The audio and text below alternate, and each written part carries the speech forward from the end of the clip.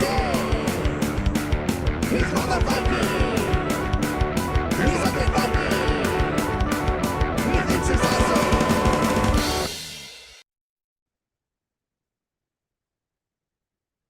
everybody, it is me, Lance Mikes here, the Undead Viking of the board game world, coming to you with another one of these theoretically weekly little things that I post on both Gray Fox Games YouTube and also my own personal Undead Viking Videos YouTube channels.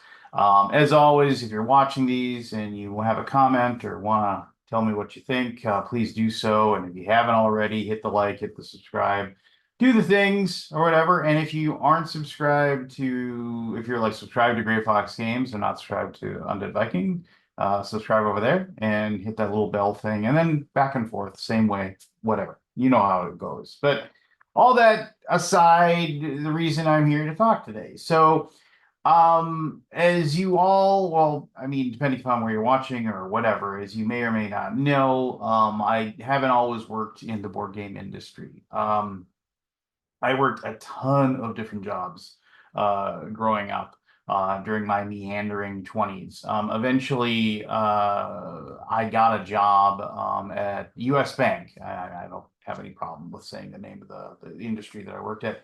Got a job in banking. It was mostly customer focused at first, handling customer problems and issues. But as I worked at that location after many, many years, I got different opportunities. I became like a project manager. I became like an online help, typing up manuals type of things. Basically making the website that US Bank used internally. I was a workforce manager. That was probably my favorite job when I worked there. Basically, that was somebody that did all the planning and scheduling for everybody that was on the floor that was doing customer service. I worked in a giant call center that employed hundreds of people. Since COVID, and I met my wife when I was there. So I mean, I worked for US Bank for almost 20 years, and I met my wife there. And so I mean, I like this house I live in. This is my family, my wife, everything. I mean, it happened because I worked at US Bank. US Bank was very good to me, and took care of me, took care of my family, and I have really no qualms about it. Occasionally, I go back. My wife still works at US Bank. Occasionally, I will drop off lunch for her every once in a while. I always run into somebody that I knew, and good conversations, really nice people there. Now, that isn't why I'm telling this story. I mean, basically, now a little over 10 years ago, I got the opportunity to leave that job and join the world of board game publishing. And the first job I had was with Tasty Minstrel Games. And I'm not really here to talk about Tasty Minstrel Games or anything like that, as the title of this video said.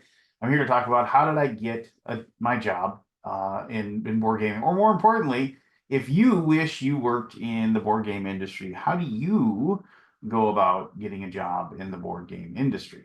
And I'm going to kind of break this down into several different ideas, and I hope this encourages you in a way, because this is something you've always wanted to try or always wanted to be a part of. The chances of you being able to do it are out there, but it is a difficult nut to crack. So I'm just going to give you a few of my personal. In prior to this recording this today, I did reach out to a few people that I knew that worked in the board game industry. I kind of asked them how they, pulled it off themselves and how they got to that point. And each was unique in its own way, but a lot of them, there was a lot of same characteristics. My own personal experience and their experiences as well were all kind of along the same route. And so here you go. So how do you get into board game publishing? Now, the first one is probably, it's the easiest one in a lot of ways, but it's also really, really tough to do, just start your own board game publishing company. That was a very common one from a lot of people that I talked to. People that got to a certain point in their lives where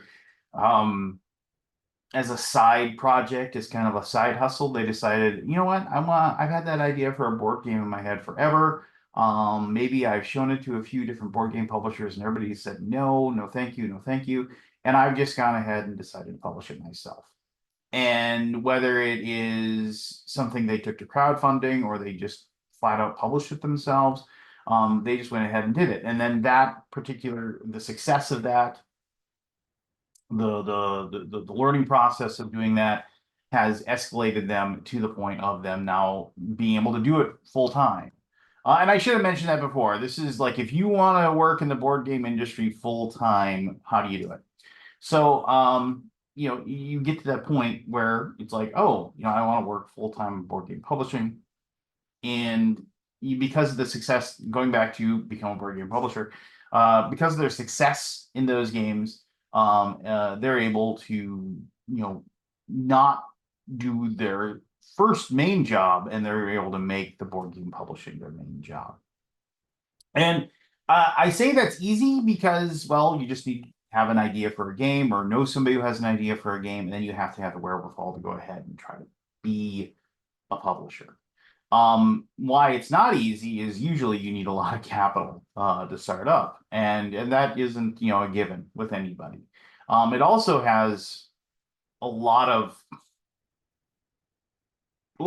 issues, I guess, not issues, I should say, but like it has a lot of situations where every single person that I knew that decided they're going to publish board games, and I shouldn't say every single, but the vast, vast, vast majority, they got into it thinking it looked easy. And then they found out later it was really, really, really hard.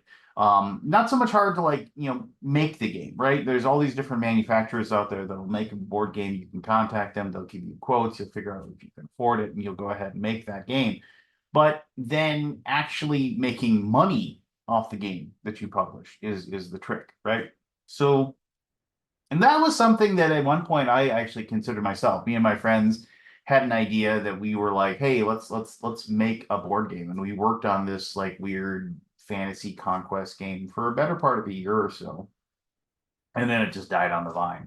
As which I think a lot of those things happen. I think that happens a lot where it's like your real life and that everything going on in your real life kind of just takes over and you're just unable to do that. So that is the first way, I think, to get into the board game world.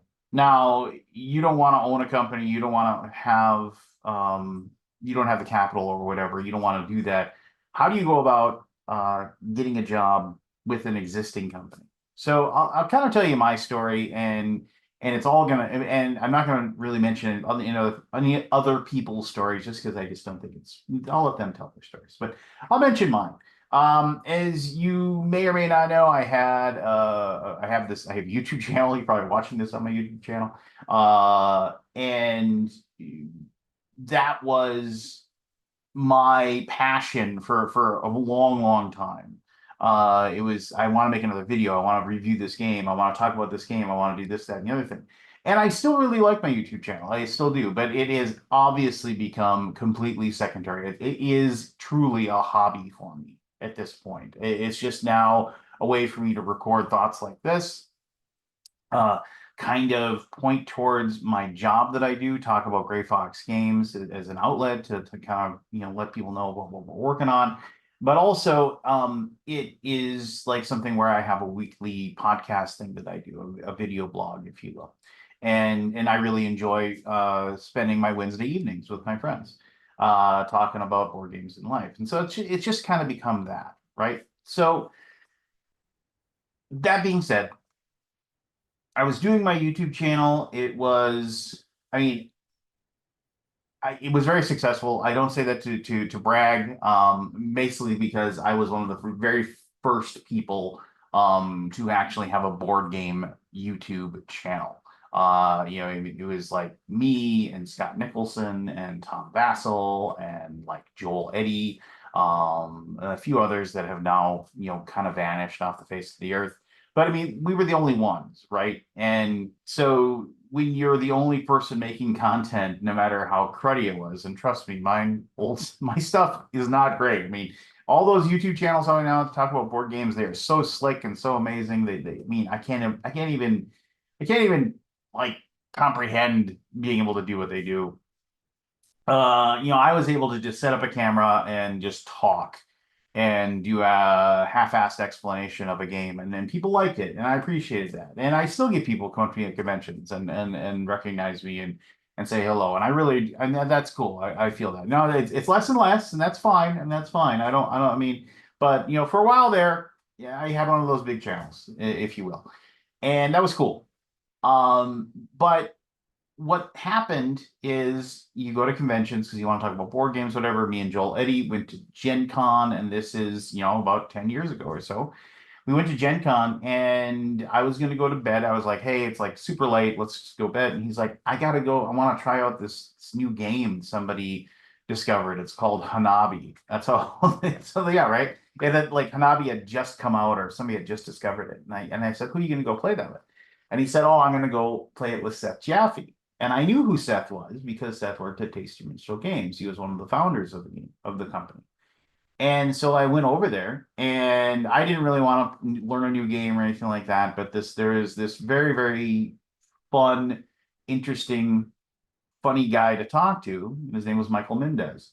And he was the owner, he was the other founder of Tasty Minstrel Games. And I just ended up sitting there and talking with him and talking with him and talking with him and talking with him.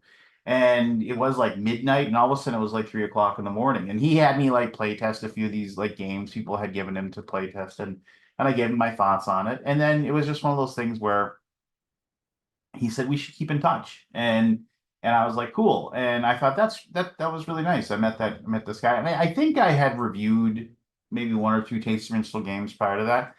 And then after that, he started reaching out to me to do videos for him. And we would talk on the phone every once in a while. And so he just basically became a friend. And I mean, no, this is more than 10 years ago now, because I mean, it was 10 years ago or so that he hired me. But so it was at least maybe a year or two before that. And then it was just one of those things where I ran into him every once in a while, and I would just half jokingly say, when are you going to give me a job? And I just kind of did that. And then one day he finally just said, are you serious? You really want to come work for me? And I said, yeah, I would love to work for you. I mean, as long as the situation works out. And prior to that, though, like I was always like he would call me up and give me ideas. He would give me his ideas about stuff and ask me my opinion. He would have me do write-ups for him. He would have me do video work for him. He would have me do lots of things, and I just did it because he was my buddy and he was my friend. And then eventually, what it was is that like he liked what I did, and he said, "I really want you to come on and do that stuff for me. I want you to like be an idea guy. I want you to make videos for us. I want you to be like basically the face of the company, be the liaison, because he didn't really like that. He didn't really like having to talk to people about stuff. And he said, I want you to be like kind of a project manager for him. And so that's what happened. I got hired by Tasty Minstrel Games, and that's what I did for them for many years. And until basically the company no longer existed. Well, I know I was let go about a year before the company exists. And that's when I started working for Gray Fox Games. But going back to all that, how did I get that job? Well, I went to conventions. I made people know who I was. I had a successful YouTube channel, so people knew who I was. And more importantly, what it was is that I kind of became friends with people that were publishers. And then I made myself available to them to work for them, to do things for them, to take on certain aspects of certain projects that they had time. And I did it for nothing. I did it for absolutely $0. And I because I just really liked it and I really loved doing it. And it was just something I could do. My kids were young at that time. So they went to bed early, and it would be one of those things where I would do it to wind down the day, and just kind of relax, have, watching TV, but typing stuff up and what have you. And so I became a valuable commodity to somebody who then said, I really want you to do this for me full time because I can see that you can do this for me. And I've heard this about a lot of other different industries as well, where if you want to be part of it, you have to show an interest and you have to show excitement. And you also have to work super, super cheap or for free to do that. I've heard like basically if you want to work in broadcasting, whether it is TV or movies or things like that, I've heard people that you just hang out and are willing to do whatever it takes to just have your foot in the door. and to get that particular spot. Now, when I went to college, I mean, I went to college for English and like with a little minor or whatever in philosophy and literature or whatever. So I mean, other than being able like to do video stuff like this and talk and not having any problem, like I've been told like your ability to be able to talk to people or with no fear or whatever, like having a YouTube channel and not being worried about sounding dumb or whatever is like a talent. And I've always had that. So I guess I should be thankful I have that. And I guess technically I'm well read and I like to write. So that's kind of like the things that I bring to the table. I I can I can make videos and again I don't have to sound stupid when I do them. And I apologize if this sounds like I'm bragging or anything like that. There are so many things about me that are negatives that I can't count on or whatever. But I basically what I'm trying to say is as um I have things that I'm good at that are valuable in the board game world. Plus, I've at this point played thousands of board games and I know what works, I know what doesn't, I know what's fun, I know what isn't. Even if it's a type of game I don't like, I can tell if it's fun. And I really feel like I'm good at that. And so and that just comes with experience. And I'm sure most of you, if you've played lots and lots of board games and you've played lots and lots of a different varied selection, you also could probably very well tell people what is or is not good. But the other big thing, when you start working, and there are going to be board game companies out there that have lots and lots of people to work for them. Tasty Missile Games did not have a lot of people working for them. Gray Fox Games did not have a lot of people working for them. And so you have to be available to do anything at any time. That's why I like on my signature when I send things out for Gray Fox Games, it says the wearer of many hats. And because that's what I do. If it's running a project, I do that. If it's proofreading rule books, I do that. If it's running playtesting, I do that. If it's, it's whatever. It's whatever is needed of me, I'm willing to do. And if I don't know how to do it, I'm willing to learn how to do it. I learned how to program a Discord server with all these like things. And I mean, it's not nearly as good as I want it to be, but I got it to the point where it needed to be so it works. And so like I run like the Gray Fox Discord server, stuff like that. And I realize this second one has been kind of all over the place. But if you want to work in the industry, I believe just sending an email to somebody saying, "Hey, I really like a job in the industry," isn't going to do it. You have to have a face to a name. You have to become friends with people. You need to show people who you are, your passion for the hobby, and what you can bring to the table. And admittedly, it's tough. It's tough to do that, which brings me to my third point. And my third point is you just have to be in the right place at the right time. You have to be lucky. I do believe that a lot of stuff in life is predestined. That like you just happen like, and I got that from my dad. My dad is a big believer in fate. He believes that like certain things happen to you that just like yeah, I mean, and you can explain it away as coincidence or whatever, but it's just like, why were you in this one spot at this one time and had that conversation? Go back to my friend Michael, who I still talk to on a semi-regular basis. I was gonna go and go to bed, but then Joel said, "Hey, I'm gonna go check this out," and I was like, "All right, I'll go with." And I went with, and I ended up sitting down and talking to Michael, and we had and we made a great friendship from that starting conversation. If I hadn't done that, what would have happened? who knows? Maybe I would have met him some other time. You never can tell. But my whole point to the situation is that you can't ever know when that opportunity is going to hit, and you can't ever know when it's going to happen. And if it's going to happen, I guess if you believe in fate, if it's going to happen, it's going to happen regardless of anything you do. But you just have to be lucky. You have to be in a spot where somebody needs a person to do X and you are willing to do X and you happen to be the first person to get in line at that time. So how do you get lucky? I mean, that old saying of the harder I work, the luckier I get. Well, I mean, make yourself known. Go to conventions. If a publisher has a Discord server, be a vocal Discord person that is willing to help out, willing to do things. Like that's the whole point too. I mean, it's like it's something where uh you have to put time in. Yeah, I mean it isn't like walking out outside of a store and you find a penny on the ground, you happen to get lucky that way. It has to be a situation where you're putting forth the effort and you're creating something and you're creating something about you that is going to be interesting. Um, and that's and the people that I talk to, how did you get your job in the industry? I mean, that's how it does. I mean, whether it was volunteering at conventions to for publishers to sit at their demo booths and show off a game over and over again. If it is about you offering your services to proofread a rule book for free just to go over it and doing a good job with it and starting that engagement process. I mean, that is it. And trust me, I've heard from a lot of people that are saying I've been trying to get a job in the industry for years now, and it just isn't happening. It's not you. It is literally the fact that there just aren't that many jobs out there. I recently posted that I've been working in the industry for like 10 years, and somebody said, "Do you realize how lucky you are?" And I was like, and I had to take a moment. I'd say, wow, I really am lucky. I am really really lucky that I am. Now, I'm gonna have two caveats to this whole thing. And if you made it this far, these are my two caveats to this whole process.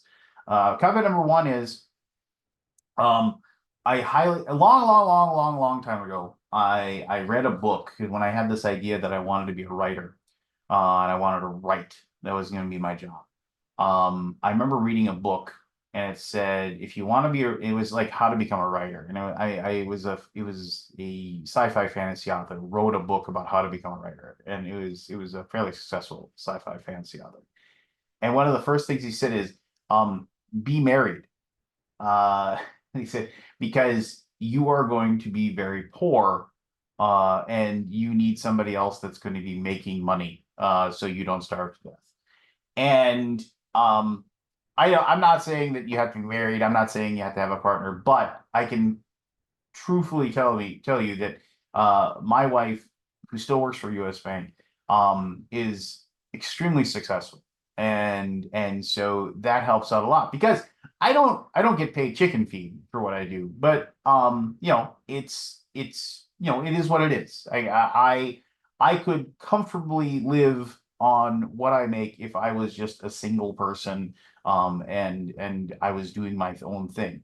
I definitely could probably I wouldn't have a house as large as I do. I would not have the ability to give the opportunities to my children as much as I do. I definitely would without my wife and without a second income. The second caveat is, uh, as I said before, it is very very hard. And one of the things that kind of stinks about being in publishing is that you really never have a day off. Um, it is one of the like it doesn't matter what happens, like you will be thinking about board games all the time. You'll be thinking about your job all the time. And the thing is that my Shane and Josh, my bosses, they are always thinking about the job. Vacations are few and far to come by. I mean, yeah, I get to go to conventions, but I'm working at those conventions all the time. I mean, it isn't like I have a lot of downtime on those things. Um, so it is a job that it isn't something where you clock in and you work 40 hours and then you go home and you're done. Uh, there is no true, paid, 2 weeks off or 3 weeks off vacation that you earn over there. It is not a corporate lifestyle. So know that going in that you are going to be sacrificing quite a bit as far as the structure of a normal job. I shouldn't say normal because it is a normal job, but I mean, you're going to be sacrificing some of the structure of corporate life to be able to do what you do. But is it worth it? Absolutely. I've never been as happy working as I am that I'm working this job. When some people ask me what it's like, and invariably it always comes up, people say, "What do you do for a living?" Because it's that standard question, right? That people ask. And some days I just say publishing. I just say, because it's easier just to not, but some days I just say, well, I'm going to answer that question. It's going to provoke other questions. And so if you have any, let me know. It's no big deal. And then I tell them what I do and it provokes questions. And that's fine. It's kind of neat to talk about it for a little bit. And, I mean, and who doesn't like having, the focus on them for a little while. But, it is something that, I've always said, my worst day, and there are worse days, trust me, my worst day working in board game publishing is still better than the best day I ever had, working for a giant financial institution. So there you go. Well, I mean, I hope that hasn't scared you away. If you wish that you could work in this world, look at it and go for it, right? And that's the only other thing I can suggest is that if it's something that you think that you really, really want to do and you think you'd be good at it, chase it and see where you can see if you can find it. Because, like I said, the last decade of my life, as far as vocationally, has been the last decade of my life has been pretty awesome. It's probably been the best decade of my entire life. And part of that has to do with the fact of the job that I have and the satisfaction that I get from being a board game publisher. So, comments, questions, whatever, go ahead and post them below. I'd love to see them. I'll happily answer anything that you ask.